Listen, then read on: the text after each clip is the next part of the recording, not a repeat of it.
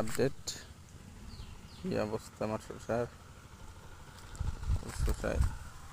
শসা ধরেছে ছোট ছোট।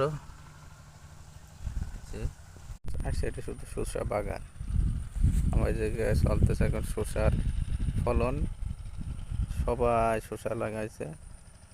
এই জায়গায় এখন সবজির চাষ আর ধানের চাষ, এই দুটাই আমন ধান। এই সাইডে কেটে লাগাইছে, এটা অলরেডি 2বার শসা কাটছে, আরো বড় বড় শসা ধরেছে। সবাই ব্যস্ত শসা নিয়ে। আমারও বাগানে এই যে শসা খেতে করা হয়েছে, এখনো কাটা হয়নি। এই 2-4 দিনের ভিতরে কাটবো।